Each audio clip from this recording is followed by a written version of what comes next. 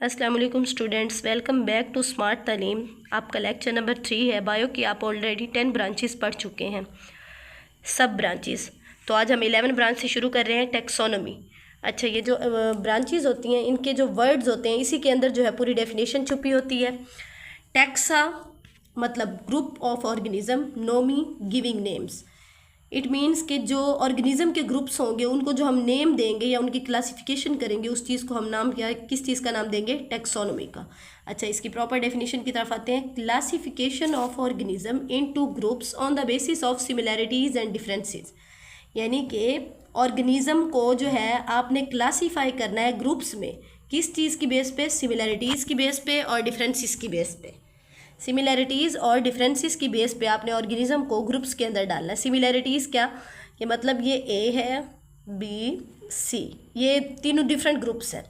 अब एक दो तीन चीज़ें आपको मिली हैं, कोई भी दो तीन जानवर हैं, उनके अंदर एक जैसी वजूहात, एक जैसी सिमिलैरिटीज़ है। मतलब कि आप मैमल्स ले लें कि उनके जिस्म के ऊपर बाल हैं, ठीक है, वो बेबी को फीड कराते हैं और उनके जो ईयर्स हैं वो बॉडी से हट के बाहर निकले हुए होते हैं, तो आपने उसको क्या नाम दे दिया? मैमल्स का नाम दिया। इसी तरह बर्ड्स हैं, उनके पास विंग्स हैं, उनके अंदर कील बून होती है, उनकी जो बून के अंदर बून मैरो नहीं होता, उनको आपने बर्ड्स का नाम दे दिया। इसी तरह बहुत सारे बर्ड्स हैं, उनकी मतलब एक जैसी खसूसियात हैं, उनको आपने एक जगह रख दिया। इसी तरह चीज़ें जो एक जैसी होती हैं उनको हम एक ग्रुप में उठा के रख देते हैं। लाइक आप देख लें कि प्राइमेट्स का जो ऑर्डर है उसके अंदर मंकी और ह्यूमंस, उसको हम रखते हैं। यानी कि ह्यूमन और मंकी के अंदर बहुत सारी चीज़ें ऐसी होती हैं मिलती जुलती, जिसकी वजह से हम उसको उठा के एक ऑर्डर में रख देते हैं। ये सिमिलैरिटीज़ और डिफरेंसेस का आपको कॉन्सेप्ट क्लियर हो गया। अच्छा, ये हम किस लिए यूज़ करते हैं? एवोल्यूशनरी रिलेशन के लिए। जैसे मैंने आपको बताया, मंकी और ह्यूमन, इनकी एवोल्यूशन मतलब इनका जो शिजरा नस्ब है, पीछे से जो आबाओ अजदाद हैं, कहीं ना कहीं ये आपस में मिलते जुलते हैं। इस चीज़ को भी हम स्टडी करने के लिए टेक्सोनोमी को स्टडी करते हैं। उसके बाद आइडेंटिफाई द न्यू स्पीशीज़, मतलब अब हमें कोई भी नई स्पीशी मिली है, हमारे पास ऑलरेडी ग्रुप बने हुए हैं ऑर्गेनिज्म के, ये एनिमल का है, ये प्लांट का है, ये माइक्रो ऑर्गेनिज्म का है। हमें कोई भी जो है नया एनिमल मिला है या नई स्पीशी मिली है, हम उसके करैक्टर देखते हैं। अच्छा, इसके ये करैक्टर हैं, क्या ये ए के साथ मैच करते हैं, बी के साथ या सी ग्रुप के साथ? जिस ग्रुप के साथ करैक्टर मैच कर रहे हैं, उठा के हमने उसको उस ग्रुप में रख दिया और हमें आइडेंटिफाई हो गई न्यू स्पीशीज़ किसी भी नए जो है ग्रुप की। नेक्स्ट आपके पास आ रही है ecology. Eco environment logy study of. इससे साफ जाहिर हो रहा है कि इसके अंदर आप इन्वायरमेंट के ऑर्गेनिज्म के साथ जो भी इफेक्ट हैं उस चीज़ को आप स्टडी करेंगे और इसको हम नाम देंगे इकोलॉजी का। प्रॉपर डेफिनेशन की तरफ आते हैं इसकी। Study the relation between organism and environment, यानी इन्वायरमेंट और ऑर्गेनिज्म का जो आपस में रिलेशन होगा उसको स्टडी करो, जो हम करते हैं उसको हम कहते हैं इकोलॉजी। एग्जाम्पल है इसकी फूड चेन। फूड चेन बेटा वो होती है कि डिफरेंट ऑर्गेनिज्म जो है एक दूसरे के ऊपर डिपेंड कर रहे हैं फूड के लिए। जैसे कि नीचे मैंने बनाया हुआ है, ये ग्रास है, इसको खा रहा है ग्रास हुपर, एक टिड्डा खा रहा है, और उसको खा रहा है एक बर्ड। ये एक फूड चेन है। मतलब बर्ड डिपेंड कर रहा है ग्रास ऊपर पे, ग्रास ऊपर डिपेंड कर रहा है ग्रास पे। ग्रास जो है हमारा इन्वायरमेंट का फैक्ट है, मतलब प्लांट्स हैं, पौधे हैं। इससे जाहिर होता है इन्वायरमेंट के ऑर्गेनिज्म का आपस में रिलेशन, और इस चीज़ को हम स्टडी करते हैं इकोलॉजी के अंदर। नेक्स्ट आपके पास ब्रांच है 12 मेरीन बायोलॉजी। ये भी नाम से जाहिर है, मेरीन का मतलब oceans, biology study of life. Study of life in ocean is known as marine biology. अच्छा, ओशन समुद्रों को कहते हैं जिसके अंदर साल्टी वाटर होता है। इसी तरह फ्रेश वाटर बायोलॉजी भी होती है, वो एक एडिशनल आपके पास है इंफॉर्मेशन है। फ्रेश वाटर बायोलॉजी वो होती है जिसके अंदर जो है फ्रेश वाटर बॉडीज़ जैसे रिवर्स आ जाते हैं, उनके अंदर जो ऑर्गेनिज्म रहते हैं उस चीज़ को हम कहते हैं फ्रेश वाटर बायोलॉजी। अच्छा, ओशन बायोलॉजी हम किस लिए यूज़ कर रहे हैं? Help to understand ocean diversity and discover new species, मतलब जो भी नई स्पीशीज़ होंगी उस इन्वायरमेंट की, ओशन की, उसको डिस्कवर करने में मदद करता है। और जो है ओशन की डाइवर्सिटी कहते हैं बेटा अनवाओ अकसाम, मतलब बहुत ज़्यादा मुख्तलिफ अकसाम की जो जो चीज़ें हमें मिलती हैं ओशन के अंदर, उसको जो है अंडरस्टैंड करते हैं हम मेरीन बायोलॉजी की मदद से। इसकी एग्जाम्पल में है कोरल रीफ्स। कोरल रीफ्स ये इस तरह की बॉडीज़ हैं जो ओशन के अंदर मौजूद होती हैं और ये फूड और शेल्टर देती हैं ओशन के ऑर्गेनिज्म को। बेटा कोरल रीफ असल में होते हैं, ये एडिशनल इन्फॉर्मेशन है, कैल्शियम कार्बोनेट के बने हुए होते हैं और ये रिलीज़ करते हैं इस तरह के कैल्शियम कार्बोनेट, इस तरह के मादे रिलीज़ करते हैं जिससे ये दूसरे ऑर्गेनिज्म उनको एज ए फूड यूज़ करते हैं या एज ए शेल्टर, मतलब कि बहुत सारी फिशेज़ अपनी ब्रीडिंग के लिए आके पनाह लेती हैं कोरल रीफ्स के पास। ये एक एडिशनल आपके पास जो है इंफॉर्मेशन है।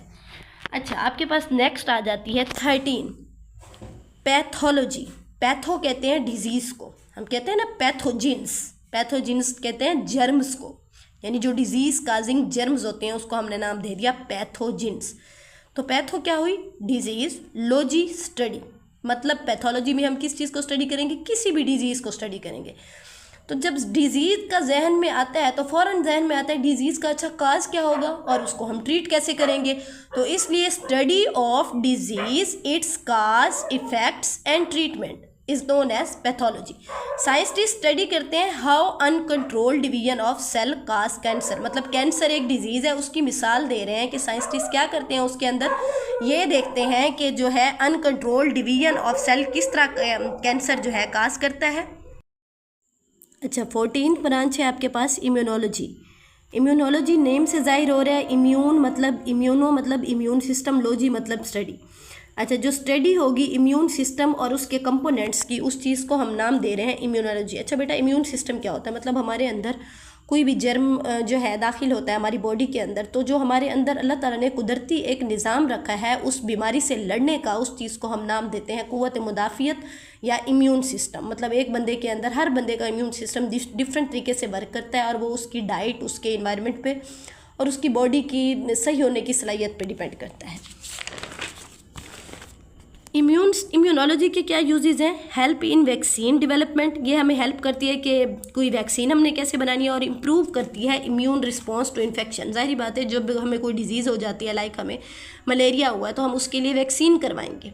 वैक्सीन से क्या होता है, हमारा इम्यून सिस्टम, मतलब एक बंदे का इम्यून सिस्टम वीक था तो उसको मलेरिया हो गया, तो अब उसको बेटर करने के लिए हमने उसको वैक्सीन दी, ट्रीटमेंट दिया, और वो ट्रीटमेंट उसने क्या किया, इम्यून रिस्पॉन्स को और उस जो है इम्प्रूव किया इन्फेक्शन के अगेंस्ट। नेक्स्ट हमारे पास आ रही है फार्माकोलॉजी। नेक्स्ट हमारे पास आ रही है फार्माकोलॉजी। फार्मा ड्रग्स, कोलॉजी स्टडी, यानी कि ड्रग्स किसको कहेंगे बेटा? मेडिसिन को। यहाँ वो वाली ड्रग्स की बात नहीं हो रही, नशे और अद्वियात की बात नहीं हो रही, ये मेडिसिन वाली ड्रग्स की बात हो रही है।